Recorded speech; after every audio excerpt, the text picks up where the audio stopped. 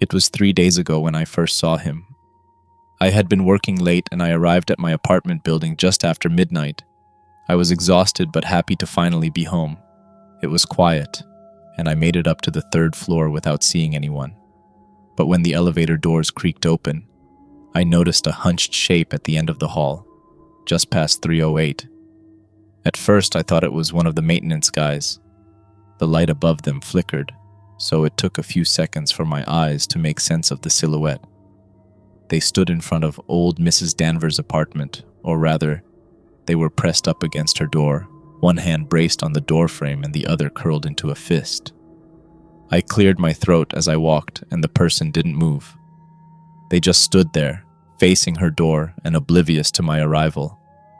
I felt uncomfortable moving past the strange figure, whose face remained down, turned. I felt my skin crawl a bit and shuffled past them to my door as quickly and quietly as I could. I fumbled for my key, and just as the lock turned and the door opened, I glanced back over and the strange person was looking at me.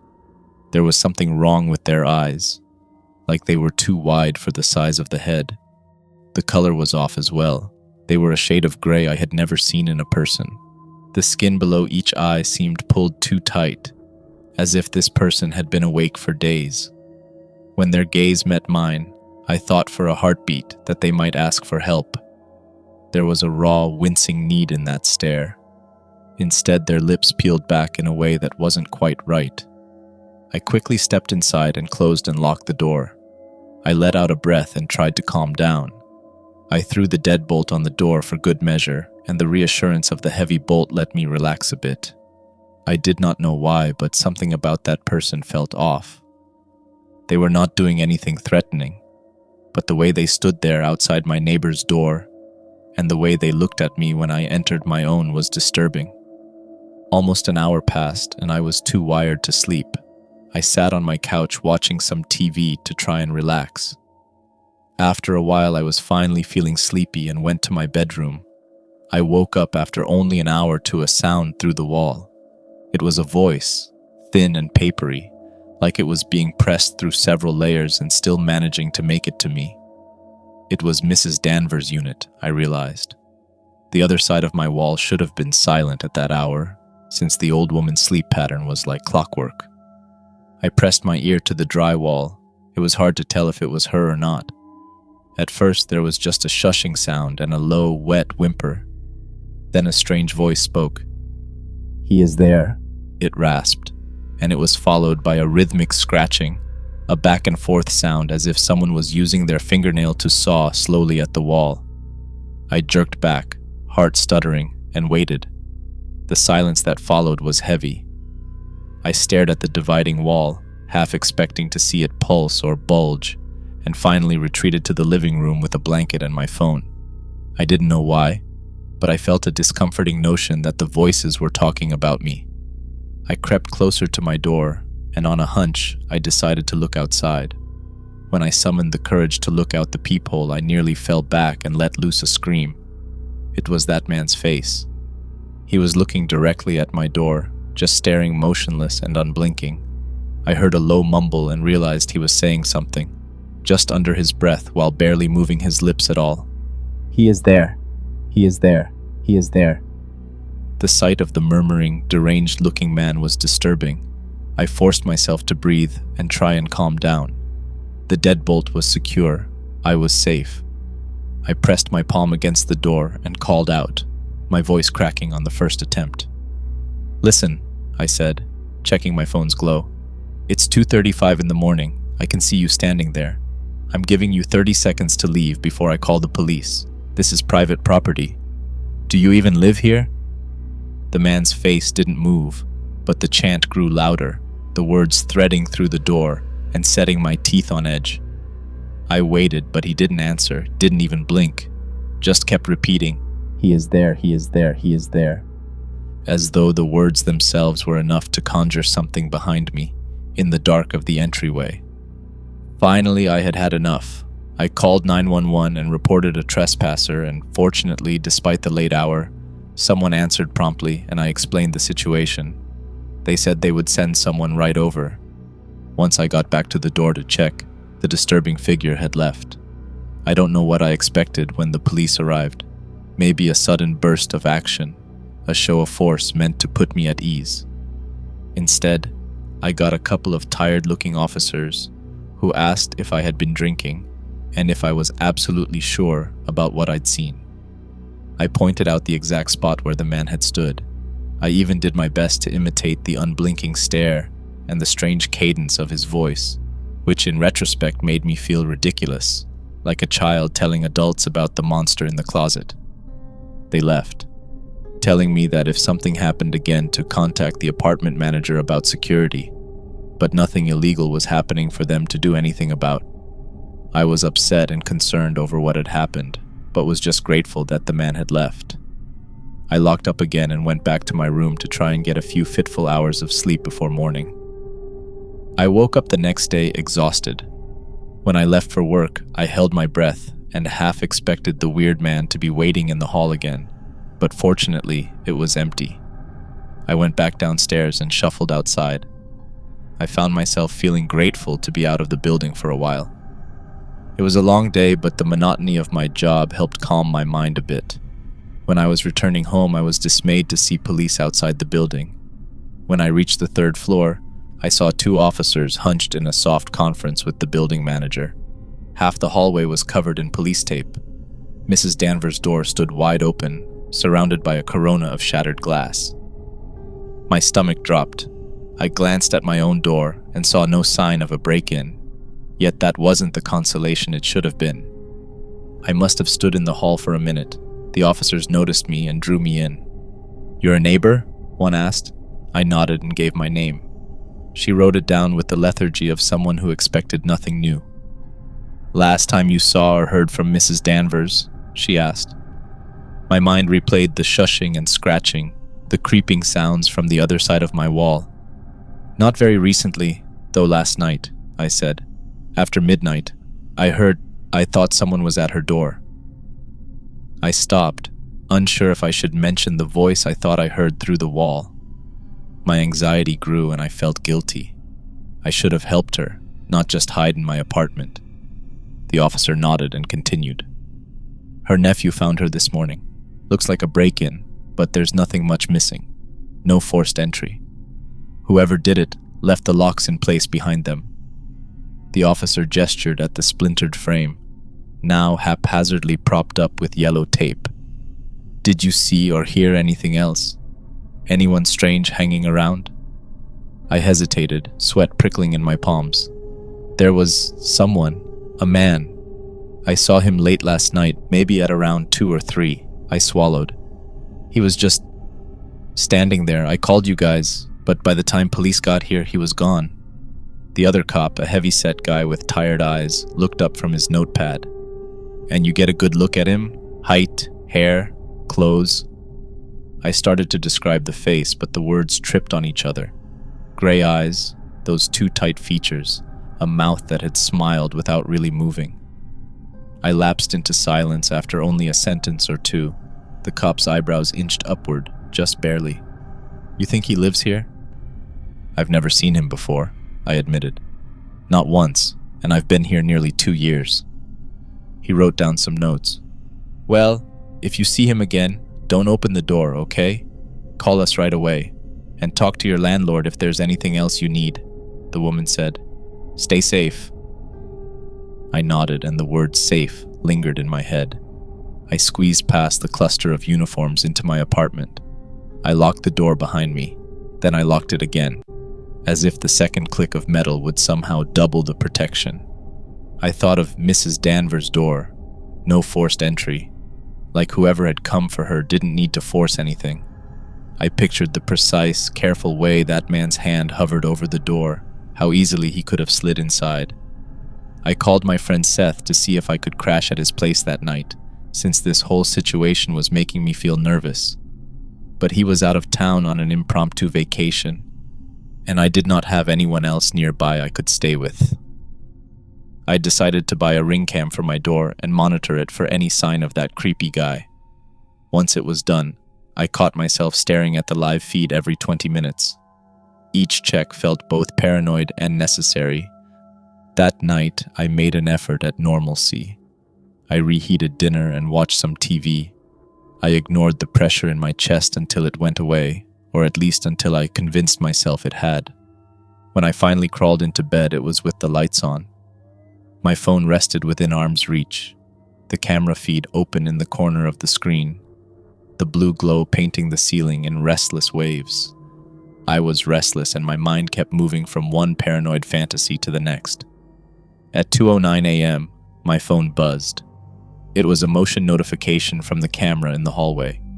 I scrambled upright, yanking the phone to my face, but the app feed was frozen on a dull blue rectangle. I jabbed the refresh and squinted at the screen. There was someone in the hall, just beyond the bullseye of view, where the camera's lens distorted them into a blurred, twitching oval. I held my breath and waited for the image to sharpen. The live video hiccuped, then caught up. It was the same man, his eyes somehow even wider in the night vision mode. He stood in profile, just staring at my door the way an astronomer might stare through a telescope at some distant, decaying planet. Then he moved, a spasmodic half-step, head jerking in a way that made my neck ache to look at. He bent down, nearly folding in half, to peer at the number plate attached to my apartment. His finger hovered a fraction above the digits, and he started tapping them. He looked straight into the camera then. His face was vibrating slightly in the low-light pixelation, and his lips pulled back again. Not a smile, but a peeling away like bark flaking off an old tree. I realized that he was mouthing the words again. "He is there. He is there."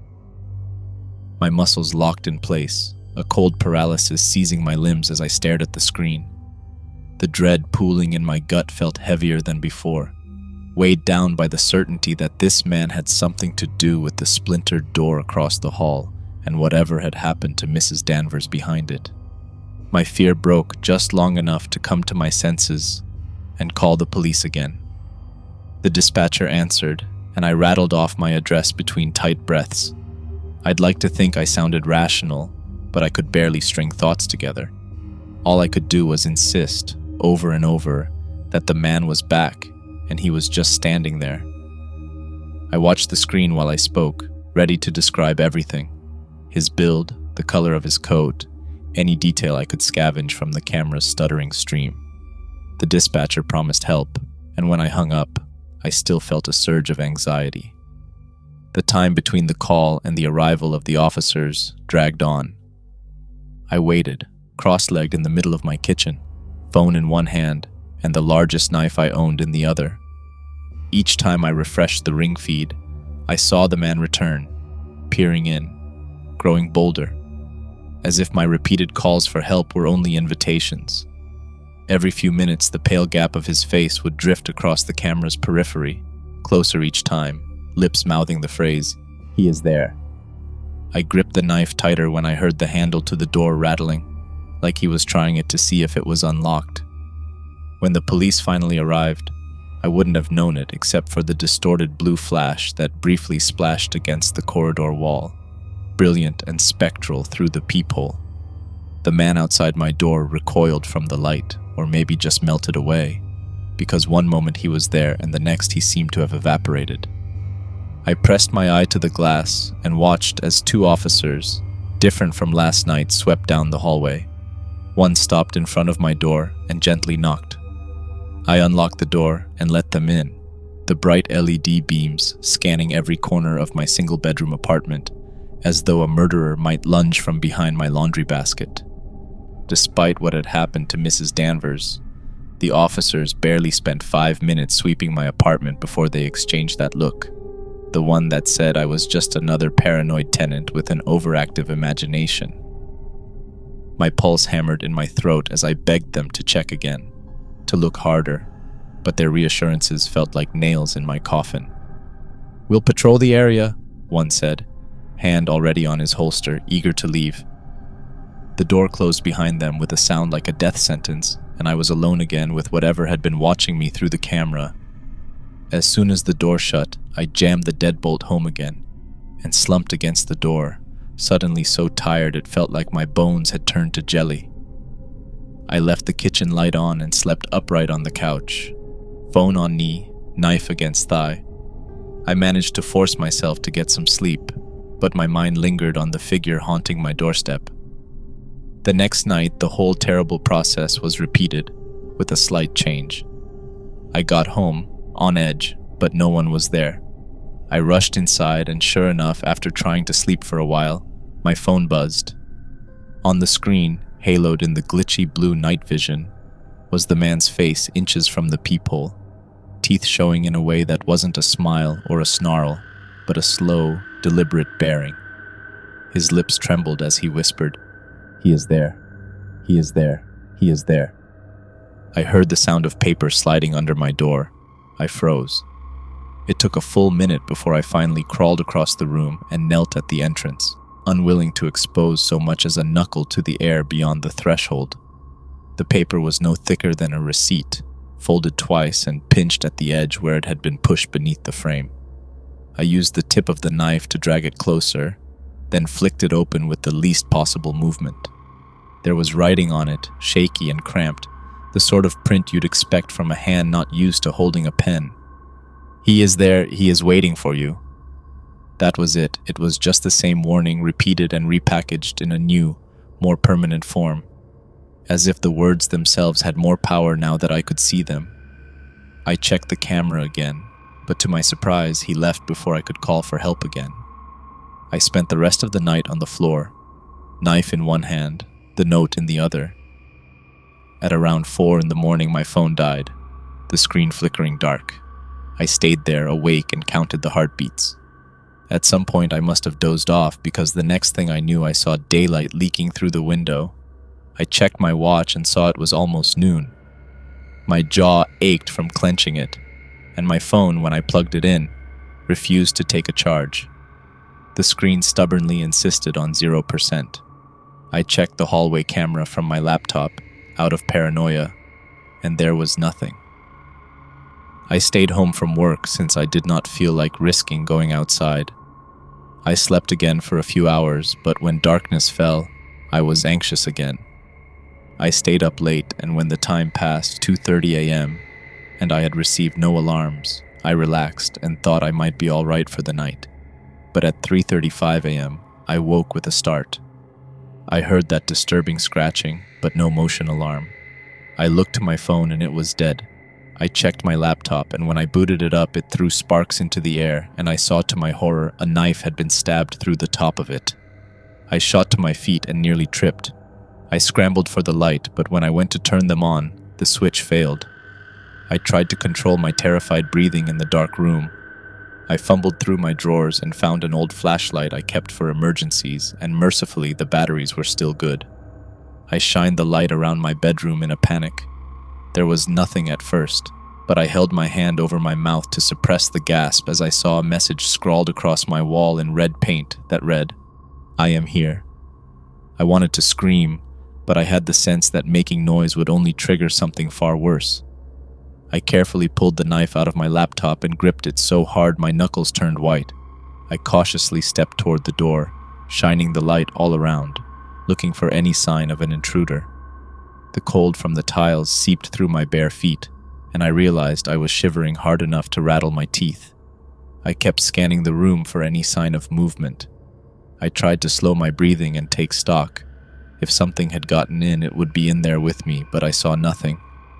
Except, near the foot of my bed, just within the cone of the flashlight beam, sat a black gym bag.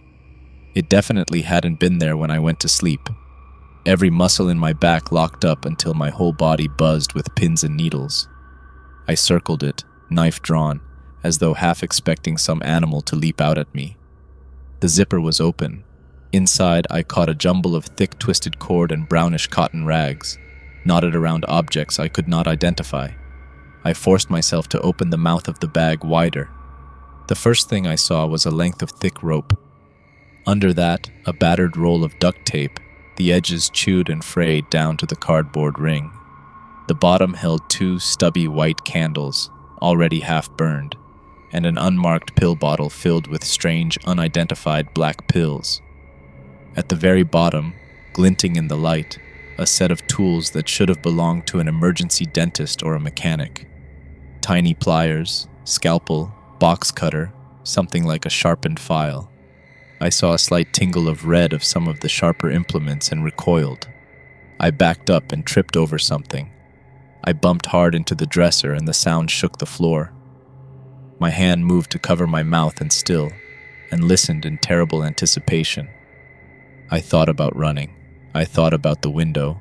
It was the 3rd floor, but maybe I'd make it. Better a broken leg than whatever might happen if I stayed. I even thought of locking myself in the bathroom, as though the thin door could actually keep anyone out.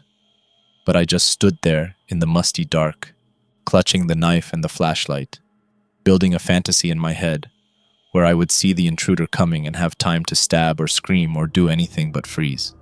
Then I heard it again, a faint scratching, louder and closer than it had been the night before. I slipped out of my bedroom and aimed the flashlight at the front door. A massive figure stood there, motionless. They were much larger than the strange man who had been waiting outside my door. Where a face should have been was only a pale, concave mask, bone-white and misshapen. My stomach lurched. I stepped back. The floor creaked. The mask turned toward me with terrible slowness. It resembled melted wax poured over living flesh, translucent and sagging. Gaping eye holes revealed only darkness. Below them, an unseen jaw worked mechanically, grinding like teeth through wet fabric. Then the figure spoke one word in a cracked, horrible voice. "You." They advanced with mechanical precision, one shoulder dragging, body lurching in a broken rhythm. I screamed and hurled the knife, but it only grazed fabric. The mask cocked sideways, surprised by resistance. A single shove sent me skidding across the kitchen floor, flashlight spinning away. Above me, a disk of light swung wildly across the ceiling as the figure's stuttering silhouette closed in. I tried to scramble upright, shoes slipping on old grease and dust. The looming figure lurched after me, boots pounding the tiles hard enough to splinter bone. I barely made it around the chipped laminate counter when the edge of his palm snatched the back of my shirt. The fabric tightened, air knocked from my chest, and I smashed straight into the linoleum, the cold knocking sparks into my vision. They knelt on my back and blackness edged my vision as I felt a rope wrap around my neck. In my desperation, I managed to grab something. My hand found the coffee mug I dropped yesterday. I had not broken it when I dropped it. I grabbed it and swung hard.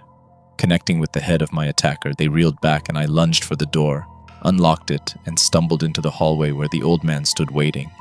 He regarded me and pointed behind me into my apartment. "He is there, isn't he?" I looked back and saw the large figure rising and stomping back towards me. I flew past the weird old man and wondered if he had known the other man was in my apartment all along. I raced out of the building. Each second I expected those methodical boots to thunder after me, but only my own panicked gasps echoed in the stairwell. I burst through the lobby doors and sprinted across the freezing parking lot in my socks. My hands shook so badly I dropped my keys twice before unlocking my car. I couldn't look back at the windows, couldn't bear to see if that mask was watching. The car's interior lights stuttered as I started the engine, my knuckles white on the wheel. I kept driving for hours. I finally thought to plug my phone in, and when it had enough of a charge back, I heard it buzz with a notification. I ignored it at first, then realized it was the same number that had called me back after my first 911 report, the local police line. I answered. I listened to a message saying that someone had broken into several apartments in my building, and that they found my apartment open and signs of the struggle were evident. Unfortunately, the person who attacked me was not found. I have no idea who it was or what they wanted to do to me, besides what terrible things I could conjure in my mind based on the contents of that bag and what had happened to my neighbor. Since then, I have had to find a new place to stay. If whoever that was is still out there, my room, my building, none of it is safe anymore. The old man's face still haunts me as well. Those sunken eyes that had seen the horror waiting in my apartment while I remained blind to it. He wasn't my enemy. He was trying to warn me, in his own strange way, about whoever had been lurking in my home, breathing my air, watching me sleep. I still wonder what happened to him and just how he knew what he knew. I check every closet now, look under my bed. I've installed 3 deadbolts and sleep with a baseball bat. But locks don't seem to matter when that person had snuck into my house. I just hope he does not find me again, or anyone else for that matter. I made it out alive that time. But sometimes a warning comes too late.